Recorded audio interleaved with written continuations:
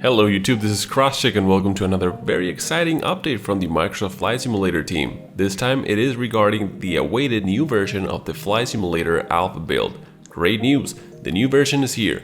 It is version 1.2.5, and if you have access to the Alpha Build, launch it, check for updates and install the most recent update.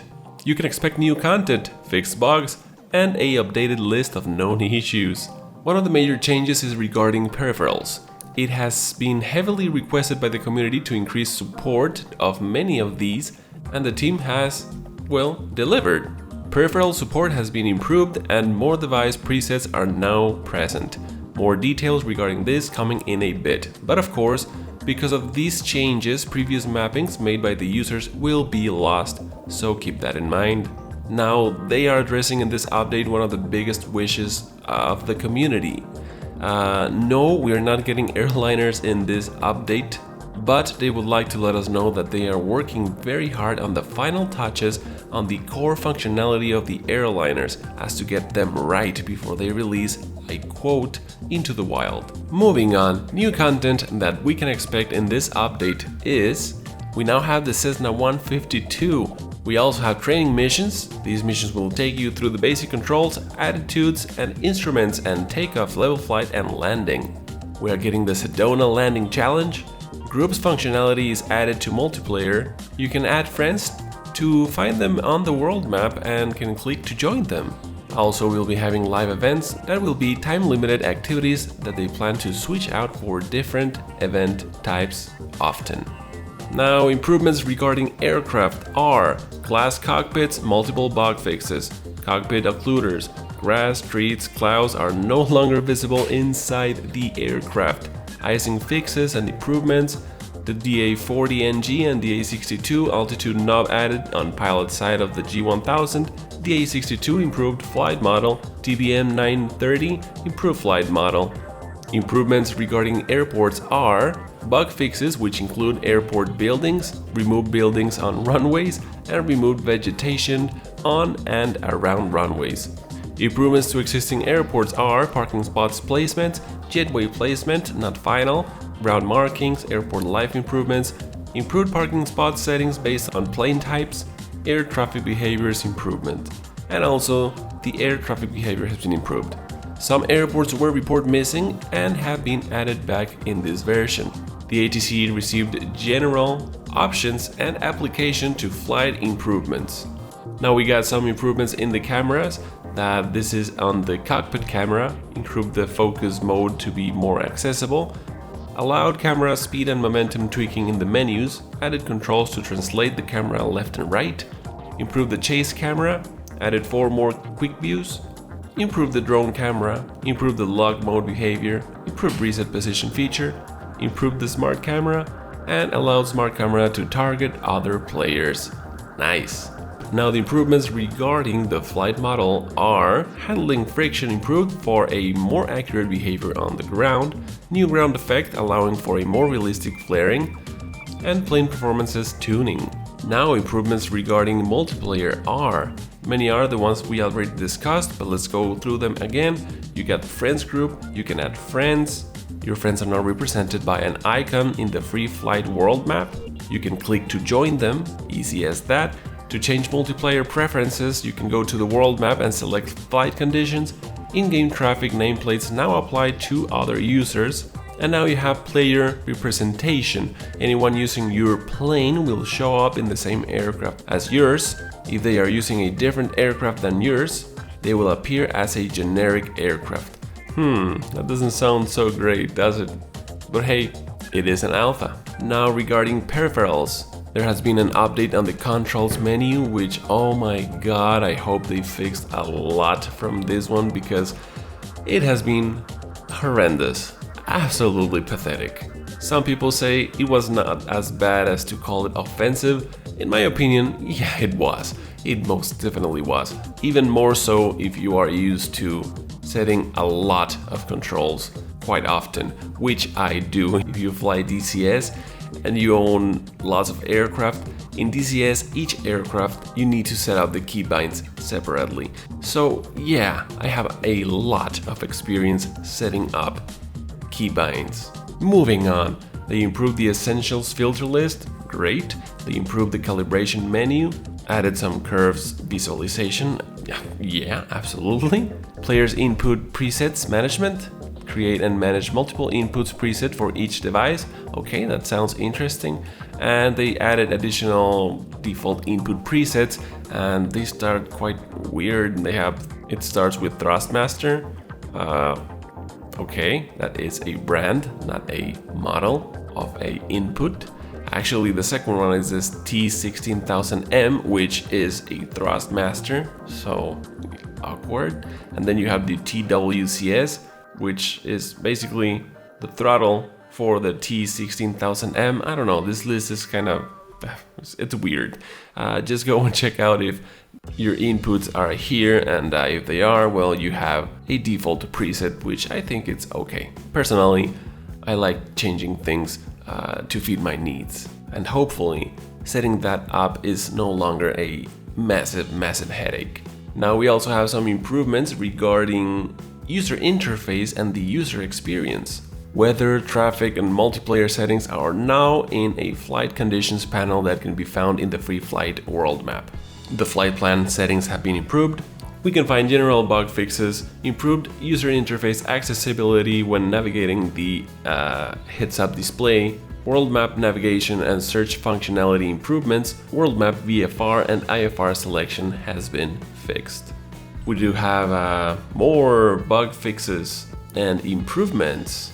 Overall improvements made to stability and performance. Yay!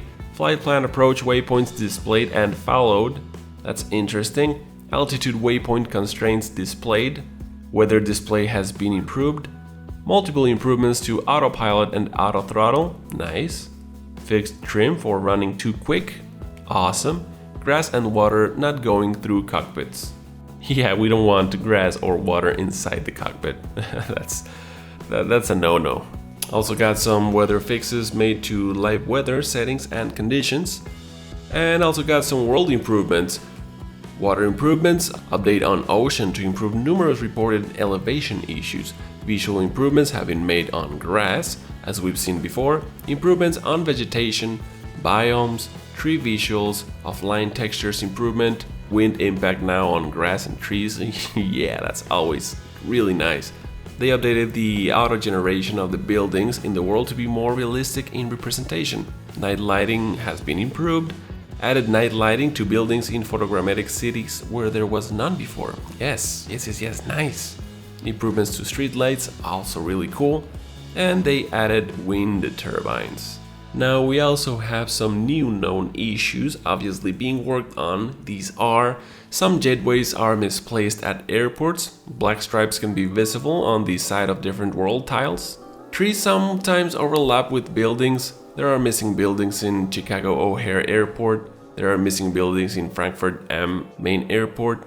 Frames per second tend to drop after the end of a loading sequence. Frames per second tend to drop during intro sequences. Low FPSs, we're talking from 10 to 20 frames per second in big airports when on the tarmac, both on the takeoff and landing. There are possible frame drops when moving the camera around the plane. Objectives can fail to show any inputs if they were previously cleared by the user under controls. Panels previously undocked from the toolbar can appear enabled on any activity. There are issues with the text-to-speech voice on the takeoff flight. Training when using the female voice. The text-to-speech voice during the takeoff flight training audio and subtitles are mismatched. They still display some debug subtitled text with text-to-speech audio on the landing flight training. Planes can teleport 900 to 5,000 feet above when returning to free flight from any landing challenge. The apply the brakes objective fails to be completed after the player applies the brakes during that landing tutorial. Objectives can brake using the despawn respawn at the start of the takeoff flight training. The TBM 930 engine shuts down after a teleport.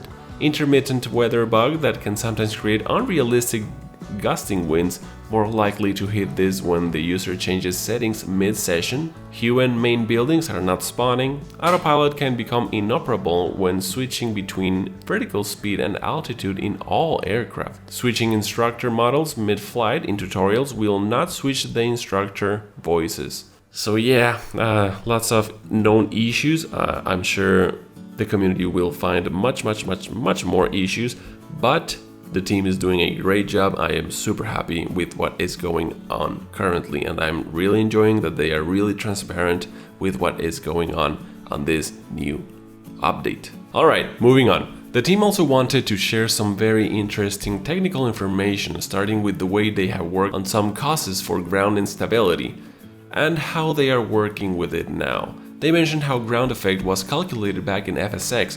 Basically, it was calculated by grabbing a single point, the center of gravity of each aircraft, and measuring it against the ground. The smaller this measurement was, the higher the aircraft's lift coefficient was scaled up.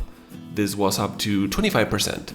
Now, in favor of realism, the ground effect is calculated separately for each surface in the aircraft. This results in a very interesting and realistic behavior, obviously quite different of what you can expect from old simulators like FSX. As an example, if an aircraft is rolling to one side, the wing closer to the ground will receive more ground effect. This will, in some way, push it up while the other wing lowers, and the inverse will happen.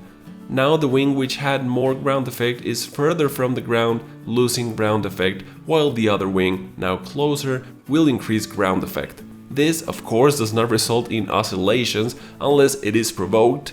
What it really does is give the aircraft better ground stability, resulting in the aircraft being pushed back towards a level horizontal position. They also mention how they have been working on roll stability, which, of course, is a consequence of many variables. These include dihedral, this being the upward angle from horizontal of the wings, or downward angle called anhedral. Also the wing sweep, center of gravity, and wing position. A particular aspect added is that high wings have up to 5% more effective dihedral, giving more roll stability. So a system was added that automatically adds effective dihedral depending on the vertical wing position. This results in more roll stability in high wing aircraft such as the Cessna 172, 152, or the Grand Caravan. Low-wing aircraft will not be affected by this.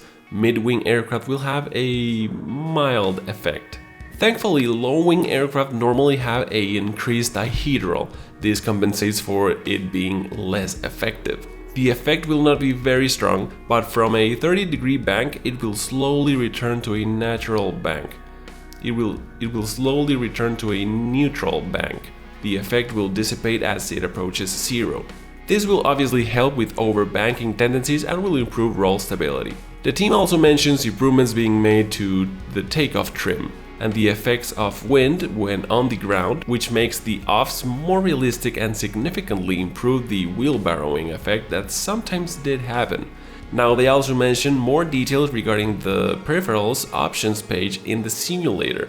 If you have been around on this channel, and as I mentioned earlier in this video, you may know that one of the major complaints regarding the Alpha build has been the terrible headaches that the controls options have given me, time and time again. There is definitely still much to be improved, but I'm happy to say that since the last version, much has been improved. In this controls options page, categories are now minimized by default, thank God. Added a button to collapse, expand all categories. How hard was that, seriously? Categories keep their state, collapse or expand even if you switch devices. Thank you. They improved the control settings menu performance, which has been horrendous. Oh my god. It's more like a work in progress right now. They improved the sensitivity menu, curves are now displayed, which awesome. Essential controls are sorted. They added user input presets management and better default mappings for more peripherals. What I don't see here is that it shows you, or it toggles between the settings that you have with a key that you are pressing on your controls, which I think is very useful and should most definitely be in this simulator. Come on, please please toggle between these settings that use the key that I am pressing. DCS does this wonderfully, and it's a lifesaver. So they do mention there's more they need to do, and the team is, well, working on things such as new search bar layout for the control settings menu, which also, that's amazing. Hopefully what I am talking about, the way to toggle between those things is also implemented. They are also working on a improved sensitivity and dead zone curves, also great, and inputs display in the same fashion as notifications in the controls settings menu, which it seems that's what I'm asking for. That would be great, absolutely great. Anyway, that is for this video. There was another update in the Microsoft Flight Simulator website regarding Women's History Month. It is a awesome read. I do recommend going through that one. I wanted to add that update into this one, but this one is already quite packed, so I may do that in a separate video. But yeah, you can go and check it out in the website. It's a really nice read. Anyway, that is it for me for today. I hope you enjoy. Happy flying, cross check out.